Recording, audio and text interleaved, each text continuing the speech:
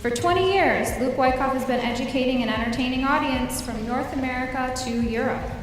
A two-time national debate champion at Ferris State University, and national finalist in chamber speaking competitions, Luke brings a wealth of professional knowledge to every client engagement.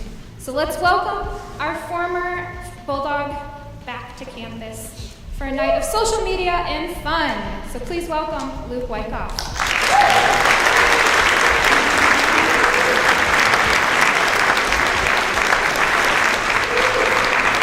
Well, how's everybody doing tonight? Is this on? Hello? Test? Can you hear me okay? There it goes. Now you can hear me. How's everybody doing tonight? Excellent. Well, she says once used to be at Ferris. I always think once a Bulldog, always a Bulldog. And so thank you for allowing me back in Wyckoff County. Thank you for the police department who's forgiven me for what happened 26 years ago. I'd like to say I wasn't there, but I was. Let's start off tonight. First and foremost, I love a couple of ground rules that I like to set forth every time I get a chance to speak in front of an audience like this. And some of the ground rules will be: one, they already said to keep all of your electronic devices on. Definitely keep twittering, be able to continue putting things out there, have fun, and be able to tweet nice things about me, because my mom looks at my Twitter account, and I want to make sure that she has a really good impression of what I look like. Also, you'll notice tonight that I don't use PowerPoint. I'm not a PowerPoint guy. In fact, I think PowerPoint went out in the 80s, along with Guns N' Roses and Duran Duran. So I think that PowerPoint's kind of an old technology, and so if you don't mind, I'm not going to sit here tonight and play slide after slide after slide. I'd rather just have a great conversation with you, if that's okay. Woo. And just good talk. So is there, yeah, you like that? You like not having PowerPoint? I do too. Also, write down a lot of the questions that you might have that we're going to take to the end, because we've got a great panel that's going to be sitting up here in a little while that's going to be able to answer a lot of your questions. And so with that, one of the things I like to do when I start off, especially, is I like to try and get to know my audience a little bit. So I kind of know who I'm speaking to. Now, I know we have many faculty members here. We have many of the community members here. Rex Schuberg actually brought a bunch of tomatoes. He said if I'm not speaking to the things that he likes, he is going to be tossing them. And I figure I know how long his throwing arm has gotten older since I saw him. And so I'm just going to stand over. Yeah, I'm just going to stand over on this side, because I know you can't throw it that far.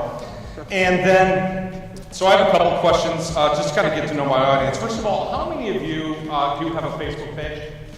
Have a Facebook page? Okay. And then how many of you don't have a Facebook page? Okay, just a couple. Now I've got you tagged. I know exactly who you are. We'll talk about you later. I promise. Okay, how many of you consider yourselves pretty active social media users? How many of you use social media on a pretty regular basis? Okay, so a good amount. We've got people who are real knowledgeable about that. And then this is something I just kind of always like to ask: how many people use a Mac? How many people are Mac users here? Raise your hands high if you're a Mac user. Everybody who's not a Mac user, look at the people who have their hands up. Those are the only people in this room who are going to heaven. All right? So, what I think I'd like to start off with is kind of how I got to speak with you today, how I got to be here. So, welcome from the Mile High City of Denver, Colorado. Like I said, I hope that you don't have to play my Denver Broncos this year. The Lions don't have to, which is good. But Mile High Manning, we've got a very good team. We're ready to play this year. I just want to let you know I've lived there for 13 years now, and my allegiance is still with the Red Wings. So I got it. And you have to realize that's a really big deal in Denver. I mean, you walk around with a Red Wings jersey in Denver, and it's like you have a disease or something. What is that? So it's like a really big deal to keep that.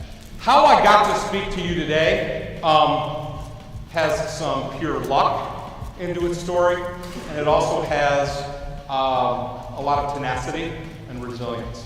Because I'd like to back you up all the way back to 1988. And that's when I went to go take my ACTs to get into college. Now, do you guys remember taking the ACTs? How long ago was that you remember taking your ACTs? What was the top score you could get on the ACT? 36. Exactly, 36 was the top score. And all of you, I don't need a show of hands, but many of you took the ACT and you remember what you scored on it. Well, I took the ACT also. I come from a very small town. It's about an hour from here. And I thought that small town education really got me ready for taking my test. And I'm thinking I'm Michigan bound, I'm Michigan State bound, I'm Central, I'll be at Chippewa, and all this stuff. So I went ahead and took the ACTs and I scored an 11. And I thought to myself, this test is skewed, something must be wrong. Because it certainly can't be me. I mean, I was sober when I took it. And I was thinking, you know, I am going to take this test again because this test must be wrong. It absolutely has got to be wrong. So I retook it, thinking those are the scores that I am going to turn in to Western Michigan University and Michigan Tech and Northern, and maybe I'll go to Notre Dame. Exactly. So I retook the test. What do you think I scored? 11. I scored an 11. So I got the rejection letter from every school except for Ferris.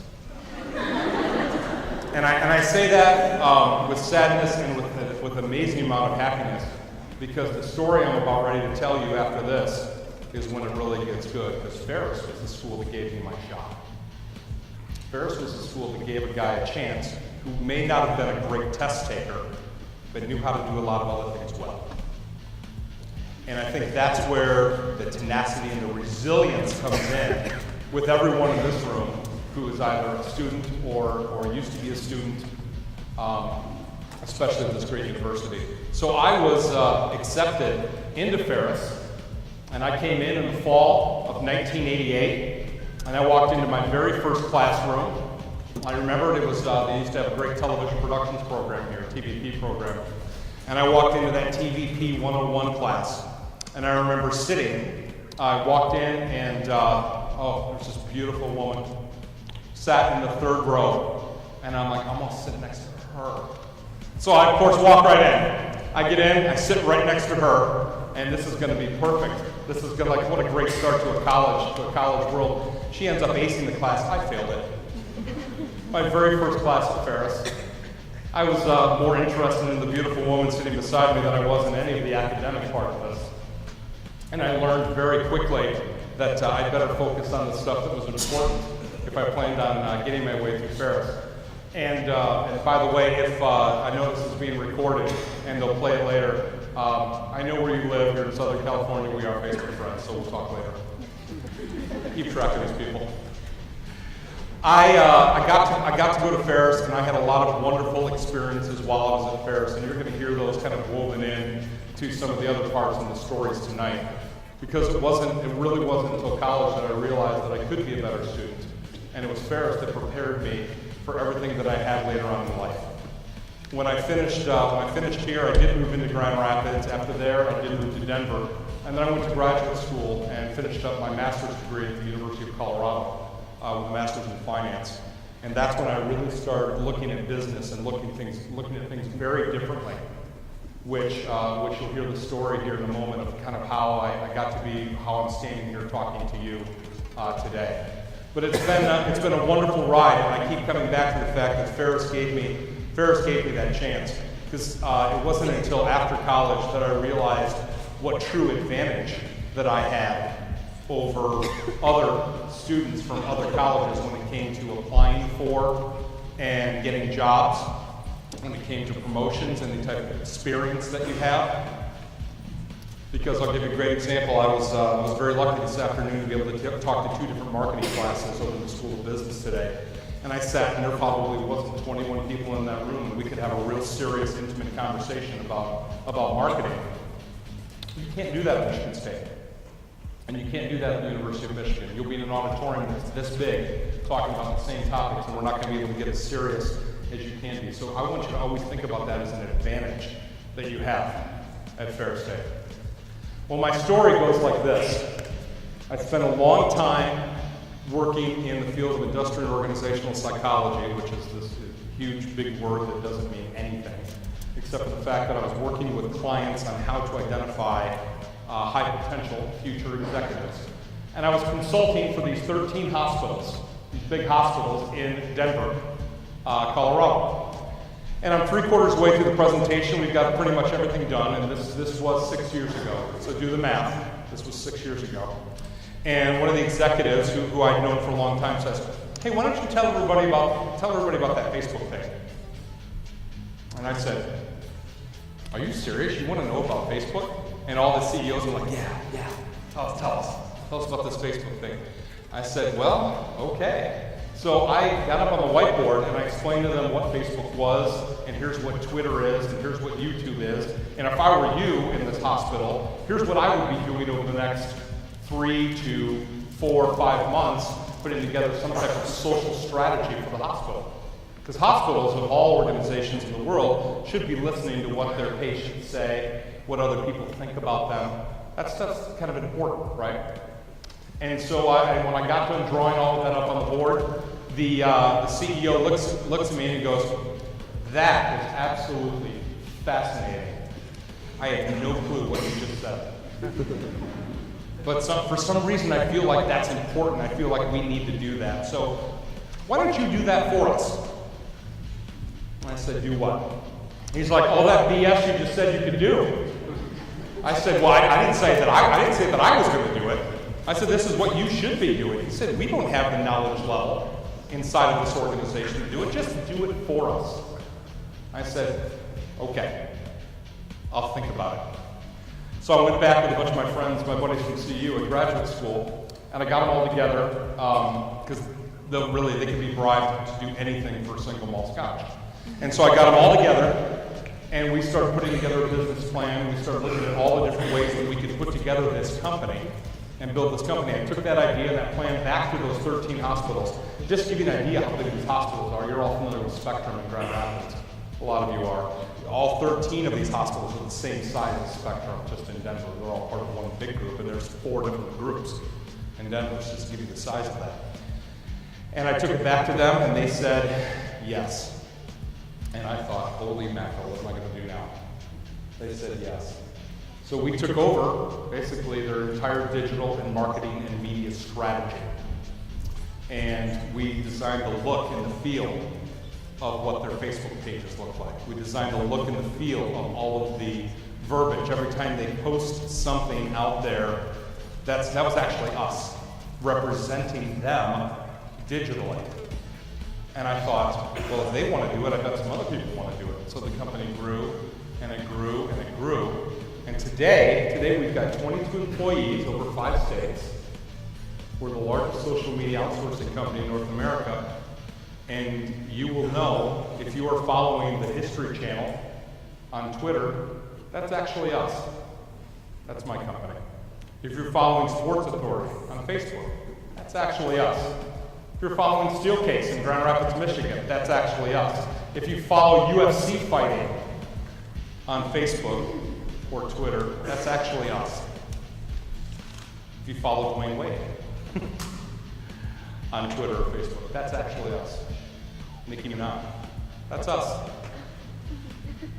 We're the people behind the people that make you look good, that make them look professional. There's a reason why people do this. I know you're all looking and going, really? Yeah, that's actually us in the background. We're the folks that make them look good because they didn't know how to do it themselves in the first place. And that's what I want to focus on for the remainder of my time with you this evening. So there are certainly advantages and disadvantages to social media. And I am not here to convince the old people in here that you need to have a great Facebook presence. Okay? What I want to do is be able to chat with folks and say, there are some things you should be doing, some things you shouldn't be doing. If you're some of the business owners in here, some things that you should be doing, some things you shouldn't be doing, and then from a student perspective, especially if there are any college athletes in here. You're going to be real surprised to find out what the NCAA has hired us to do. So we're going to talk, that's kind of where I wanted to talk about this from a personal branding perspective. So why do people even have a social strategy? Why are companies out there today, why do they even have a social strategy? And one of the biggest questions we get from every single one of our clients is, why would I even put any money into Facebook? You know, Gatorade last year spent $13.9 million on Facebook. Ford Motor Company spent $240 million on Facebook. Why is there so much money being spent on all of this stuff with Twitter and being able to follow and listen to all of these things that are happening? Well, number one, and first and foremost, is it increases your search engine optimization. Do we have any IT students in here? Some folks that are IT students? Okay, a couple. You know, understanding how people find you today, how people find your products and services, how they find you today is mostly done through the number one search engine, which is Google. Google changes their algorithms at will. Because remember, it used to be, hey, if I connect your website to my website to your website, and your website to this website, the more people we connect together, we all go up when it comes to finding you in Google. Well, they completely threw that entire algorithm away, which all of a sudden destroyed about 25, 30 companies out there, which that's all they did, was connect companies together. So they always continually are changing their algorithm. So the easiest way I like to describe this from a social media perspective, especially for business, that is, if you have a website, great. There's one place to find you. That's one place that a person can find you. And hopefully you've optimized that using all the keywords that someone normally would find to find you with their products and services. The second, if you have a Twitter account, great. Now there's two places to find you, and Google reads your Twitter feeds. If you have a Facebook page, company Facebook page, now there's 3 places to find you. If you have a LinkedIn business profile, there's 4. Google Plus, 5. YouTube, 6. YouTube is the second most searched engine in the world behind Google. The second most searched engine behind Google. We're going to tell a couple of YouTube horror stories here a little bit later, some things that happen. So that's one of the main reasons why people even want to have a great social strategy is just to be found. And a great example of that would be Steelcase in Grand Rapids. We took them from page 18 to page 1 in 72 hours with a social strategy, where now there's 5 different places to find them instead of 1 place to find them. So that's a great example of why people want those. Another one is recruitment. So interestingly enough, companies are now using all of this technology to help recruit people to work for them. One of our companies that we spend quite a bit of time with is a company called Sports Authority. You guys have those in Michigan? Okay. So Sports Authority would be one of our major clients, and this company, along with many other companies, are now using targeted Facebook ads instead of Monster.com, instead of Career Builder. Because you've already told us inside of Facebook your likes, your dislikes, the things you're interested in, things you're not interested in. And we can target very specifically who you are, where you are, what you're interested in, even your degrees, and find different geographical places to actually place Facebook ads to say, would you like to have this type of job? And that has been companies have seen amazing results by being able to do that. We're going to talk about what happens when you click on that in just a minute. The last one I would say is really listening in to your customer, listening to what they're saying. So I'm going to pick on one of our more challenging clients today, and that is the History Channel. Anybody watch the History Channel? Okay, so some people do. Okay, so has anyone ever seen the show Decoded? Brad Miltzer's Decoded? That's one of the shows that we manage on the History Channel. And I cannot believe how passionate and excited people get about their history. If you don't agree with where the facts came from in any story that's on the History Channel, I hear about it on the Facebook page. When they launch a new show that's even close to any type of controversy, It lights up Twitter. It's all over the place. It's a public relations nightmare to be able to pull this stuff. Now, what we do is we certainly put some things in place. If one of the folks use vulgarity, if they're using harsh language, we eliminate them as a fan pretty quickly. But if it's a real argument, we'll come back with a real response, and that usually shocks people.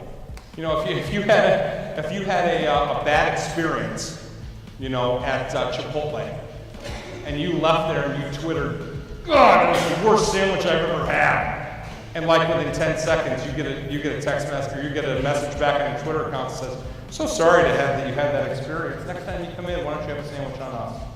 Would you be a little shocked? That's the type of stuff that we're doing today to help the interaction between companies and their consumers. Because we're actually listening in on what you're saying, which is where the crux of my entire conversation is going tonight. We are listening to what you're saying every day. But the History Channel would be a great example of where they really, really needed to understand what people want for their programming purposes. Now, Facebook has a lot of information on you. Do you believe that? The funny thing in our studies, and we're researching this constantly, is that most people under the age of 26 don't care. They don't care that Facebook knows all of this information about you. You get to the 48 years old and above, and these are the people who are crying privacy issues. Privacy issues. We've got all these privacy issues. How can Facebook know so much about me? Don't you find it strange that when you log in, that all of the ads off to the side are like very particular to the things that you like? If you like history, you'll find things about history in the advertising to the right. If you're a big fan of bicycling, you'll find maybe local bicycle sales and different things off to the right. There are algorithms built in that we know that you live here. So I come from a really, really small town here in Michigan. And that's obviously programmed into my Facebook account. And I remember a couple years ago, as I was studying their algorithms, a little thing came up to the side and says, "Date singles now." And I thought, well, look at that. They knew I was single. Oh, this could be interesting. So I thought, I'm just going to click this and see what happens. It's like date singles now in Sheridan, Michigan. Well, there's only 245 people in my hometown. And I don't live there anymore. And all the people that came up were like my cousins.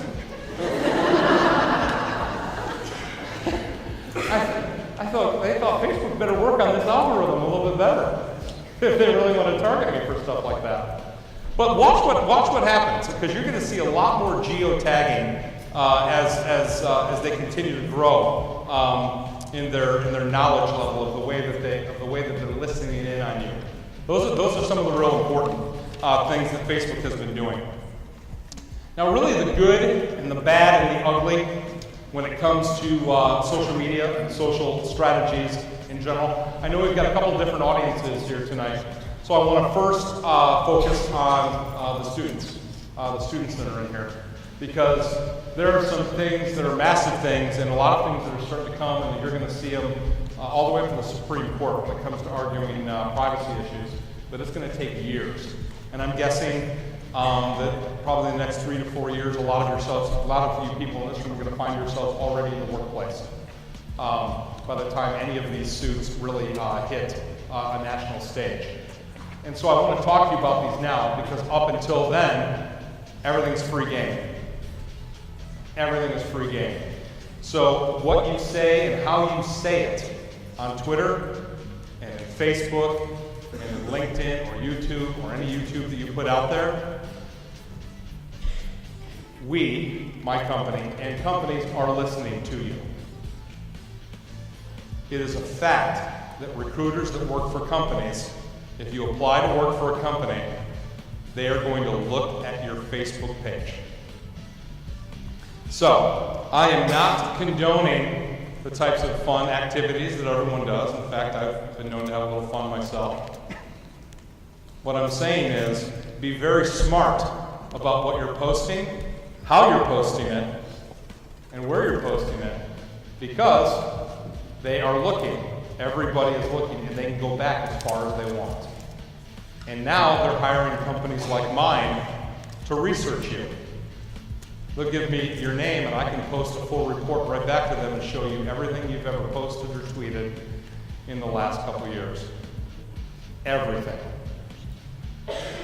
Every picture that you've posted, they will look at. You say, my privacy settings are on private. No, they're not. We built the algorithm to break that years ago. And so companies can see all of those types of things. You're like, well, how do I get to do this and be able to communicate with my friends if I want to voice an opinion that's, maybe contrary to public love or whatever? I'm suggesting today that you use texting, because that's not being monitored. But social media is 100%. I'll show you an example of what that looks like. I decided not to show you some of the people that didn't get hired, but I will share with you some of the cool things that Steelcase, Sports Authority have been using. But let's talk about Chipotle, for example. This is an example of one of our clients. Chipotle, I know it's really tough to see, but this is basically looks at Subway, Chick-fil-A, Chipotle, and Quiznos, all competing against each other in the same area and in the same space. And I can tell you, within the last quarter, that 609,000 people talked about Subway, 314,000 people talked about Chick-fil-A, Chipotle is at 98,000, and our client, Chipotle, and they come to us and they go, why isn't anybody talking about us? And so we measure sentiment. If you say, I just had a great experience at Chipotle, that comes up as a positive for us, and we can measure that. We know within seconds of you posting that you said it. And then we can do it live. I was actually going to show you a live feed tonight, but I was afraid of what some of the people in this front row might write about me. But this just gives you an example. This is just a snapshot of Amway Corporation from their corporate headquarters perspective. Just kind of gives you a snapshot of, we can understand where you said it, how you said it, whether it was positive, neutral, or negative, and then we can also geotag it and start to see where you said it and how you said it. And you're thinking, this is horribly Big Brotherish. I mean, this is really like, you are really listening in on what yeah, we are. And all of America's doing this. All across the world they're doing this. And at first they thought it was great because you can go in and listen to what people say about your products and services. And it's really great for big companies who can start to look at trouble spots around the world where they're having trouble with their image just by looking at the public sentiment. Gatorade does that all the time. They can look and say, we don't have nearly enough presence in Brazil, so we're going to put a big push into Brazil and do a lot of things there to bring up our public sentiment so people are talking more about us, so we get more talk. And to the business people in here, talk means money. If people are talking about you, it means money. And so we're measuring sentiment on whether it's positive, whether it's neutral, or whether it's negative. And like I shared with the class earlier today, what's interesting about doing sentiment analysis and understanding where people talk about you is that the language is not always the same. So if you, and I'll just say this because I'm not afraid. There's no mute button, is there? I'll give you a great example with the UFC. When you drop the F-bomb in the UFC, it's usually something pretty positive. It usually means something's really good going on in a UFC fight when you drop the F-bomb. So like for a client like that, we had to flip-flop our algorithms so that actually sentiment, because we were showing like 90% of the people hate you, which was actually the exact opposite. Because we're reading certain letters and numbers and things like that. So there is a lot of type of big brotherish things going on. And to the students in here, what I want to say to you is, think about your personal brand. Think about yourself as your own brand. Think about yourself getting ready to graduate, and think about yourself being like a Dwayne Wade in college, getting ready to go to the pros. You are a product. You'll have your resume ready. You may even have some references ready to go. But the research that company is going to do on you before they hire you is a direct reflection of whether they hire you or not. They are going to look and say, is this person going to represent our company and represent our brand in a good way? So think about that when you think about the pictures that are public and everything that you post on a regular basis, because all of it can be pulled up on a regular basis just to see what people are saying. And I don't say that to scare you to, yeah, I do. I really do. I want you to think about that, because there are already lawsuits out there. There are people that have been fired for making a post about a company. There are people that have been fired for posting inappropriate photos at company events. There are people that have been fired for social media reasons every single day. And it's not slowing down, it's only getting worse.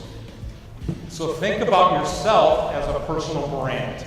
That's what I really want to leave you with tonight. Make sure you understand you are a personal brand, and everyone is listening. They truly are listening to what it is you're doing every day. So set your privacies, control your settings. How long do you think the average person spends on Facebook a day? The average person. 6 hours. That's me. I have not been to the new library. It looks gorgeous. 90 minutes a day is what the average person spends on Facebook. Now I know some of you in here are thinking, gosh, 90 minutes a day. I spend like 4 hours a day on Facebook. And then I see my friend, my dear friend, Mr. Ells over here. He's thinking, Facebook. Should I have one of those? And I'm saying that there's such a huge difference in being able to understand why people use this and why people don't. The fastest growing users in Facebook. What do you think the fastest growing users are? You can throw it out. Mid-40s. Anything else? It's women between the age of 55 and 70. Now, isn't that odd? I think they're killing off their husbands and looking for their ex-boyfriends. That's my theory. Just a theory, but I truly think that might be happening.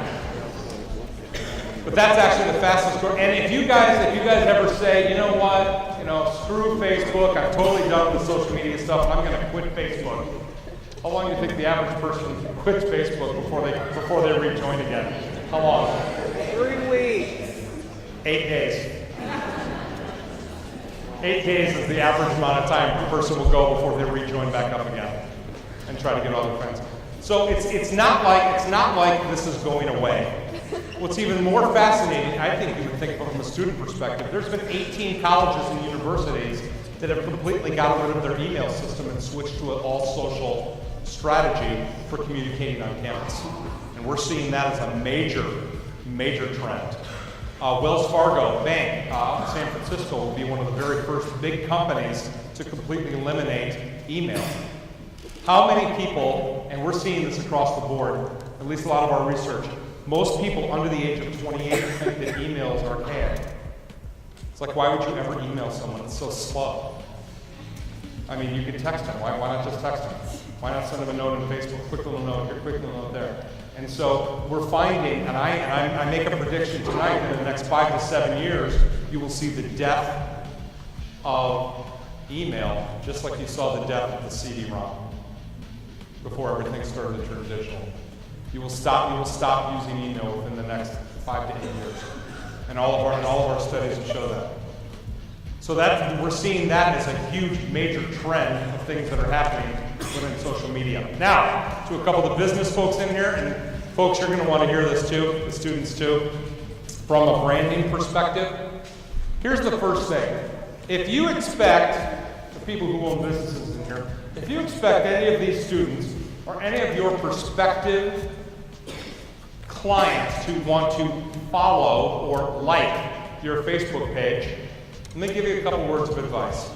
Number one, don't be boring. Facebook pages from businesses are some of the most boring Facebook pages I have ever seen in my life. And you know why? Because it's all about you. It's like I wake up every morning and I know there's a 1982 Toyota Corolla for sale. It's like a used car salesman that just keeps selling me the same thing every day. I say if you want to grow your Facebook page, start talking about everybody else and stop talking so much about you. Because people are going to be much more interested in what you're doing for everyone else, or what everyone else is doing around you, than they are just about you. You know what, I think it's great that your company just landed an XYZ contract. That's cool, you can put that on Facebook. But I think people are more impressed that you let all of your employees take a Friday off to go walk 20 miles in the Susan B. Komen race. That's more important.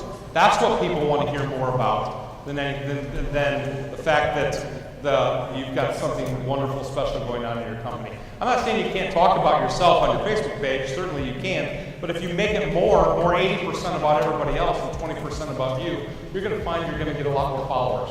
People are going to be much more interested in your company because you're humanizing your company.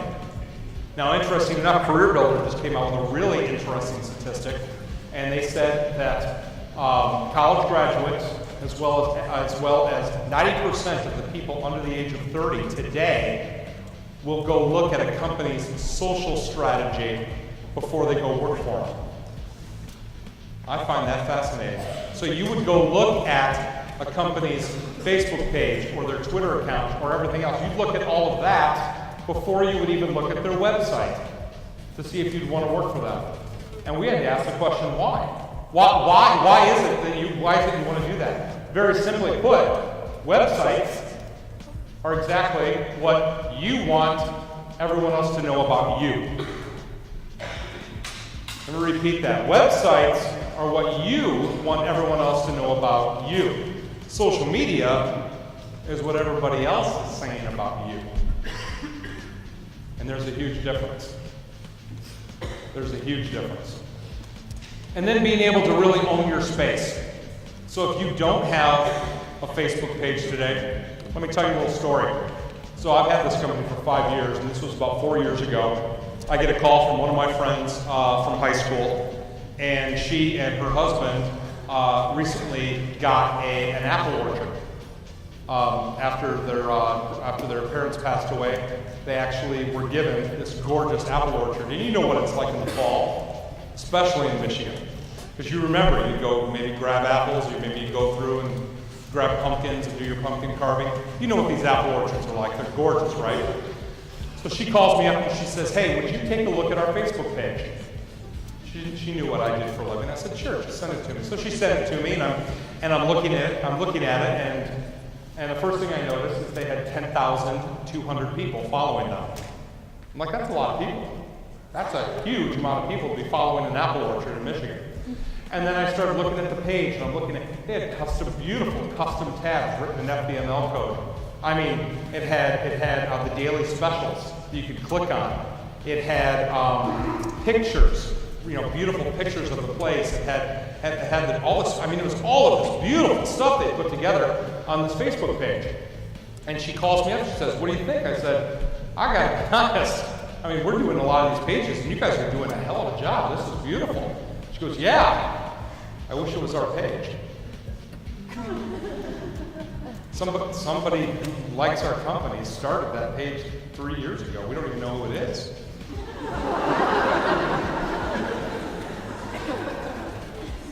So, my point being is, if you don't have control of your social media, someone else is going to control the message for you. So get control of your social media and own it yourself before somebody owns it for you. There's not a company in this room that if you did not have a Facebook page, I could start a Facebook page for your company. I'd probably have 2,000 people following it by Friday, and now I control your branding and you don't control your branding. And it's as simple as that. And you think, well, that's not fair. Well, in social media, that is fair. But more importantly about owning your space, you need to own your brand. My story with that is a YouTube story. I met with a company in Denver, Colorado that happens to have, they own trailer parks. 7,800 trailer parks across the entire United States. And they're one of the largest trailer park company, real estate, really, they're a real estate firm in the whole entire nation. And I'm sitting in front of their executive team, and I said, well, you do know that YouTube is the second most searched engine in the world behind Google, right? And they're like, no. I said, okay, well, just for fun here, let's go ahead and just type in your company name and see what pops up. And by the way, future employers will type in your name into a YouTube search and see what pops up too. So we typed in this company's name, and what's the very first thing that pops up? Well, look at that, there's a video there. Let's click it. You could have heard a pin drop in that executive team room, not knowing what was gonna, up on the big screen comes this video that someone in North Carolina had made. And it had sirens going off, and it had broken Jack Daniel bottles, it had fireworks going off, it had the police coming in, and it kept flashing their logo across the bottom going, are you sure you want to live here? Are you sure you want to live here? Are you sure? And I remember the CEO distinctively looking at me and saying, how much will it cost to have that taken down? And I said, you can't. Welcome to the new world of social media. You have to produce a video that is better than that to push it off the page. Because right now, when people look for you, this is the first thing they see about you. This is the very first thing, and it comes up as number 2 in a Google search. Your website, the video. Someone else is controlling your brand. So students, think of yourself as a personal brand. Businesses, start to own your brand yourself. I'm going to finish with something that's kind of important to me, and that is what are some of the things that I learned when I was here at Ferris. Because I got to tell you guys, I hope you guys are having fun tonight, because this is an absolute blast for me, and it's wonderful to be back in Big Rapids.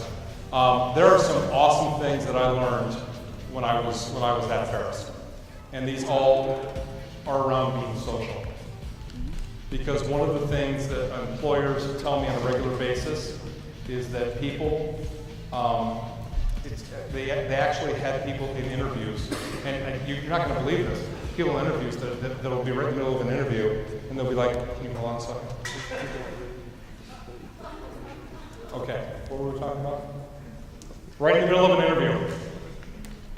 People do this because they are so connected to their smartphones. They're so connected to texting and so connected. You have to realize that's an instant you're not going to get a job.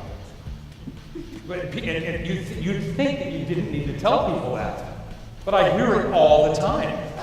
I just don't want any Ferris State graduates. So, a couple of things I learned when I was at Ferris. Number one, when I was on the rugby team here, I learned that a lot of tenacity. When you get knocked down, you can get right back up and keep fighting. That was something that I absolutely loved about playing rugby at this university. The rugby team was started by a bunch of the ex-wrestlers when the Division I wrestling program was closed down here at Ferris. All the wrestlers needed something to do. And that's how the rugby team started here at Ferris. There's a little history for you. A lot of great guys that I'm still great friends with today. And that's something I learned from the rugby team. I was very blessed also to be part of a great fraternity on campus. I was a Lambda Chi Alpha on this campus. Peanut gallery in the front. And what I got to learn by being part of the Greek system here at Ferris, especially being the president of the Interfraternity Council, was that there's great leadership skills, the ability to lead others, and also to be able to really bring people together as a team. I can tell you that's one of the most fun parts about being an alumni now, because the gentleman that does all the insurance for my company is a Pike, and the person who does all of my a life insurance company for all of my employees happens to be a Segal. And I bought a couple of my cars from a Pyland. I mean, it's absolutely amazing what happens years and years later. Because when you're in college, when you're sitting where you are right now, I remember especially with my sister. My sister was the head of the Pay Athletic Council when she was here at Ferris. And I remember, it was Alpha Zeta Delta, and here's Phi Sigma Sigma, and then you've got this group over here, and then over here. I remember I couldn't even walk home on the same side of the street as the Pike House. And now, 25 years later, these guys are some of my best friends. So what I'm saying is, love the competition, keep the competition going up, especially with an increased system. But just know, 25 years from now, it wasn't the fact of which fraternity or shore you were, it was the fact that you were part of a bigger organization at Ferris. And I think that's a really important thing. My debate coach is not here tonight, and he's one of my best friends, Gary Horn. He got inducted into the Hall of Fame for debate, and he was my debate coach. And so this is being recorded for him, and he's going to get a chance to see that later. But the one thing about being on the debate team at Ferris was, I like to say that Ferris State was the giant killer, and that was one of the greatest moments of my life, was to win a national championship for this college, and to do that, being able to beat Cornell and beat Harvard and beat Yale, and have them look at the end of the day and say, Ferris who? I'll tell you what, last spring there were a lot of people who said Ferris who too. Weren't they?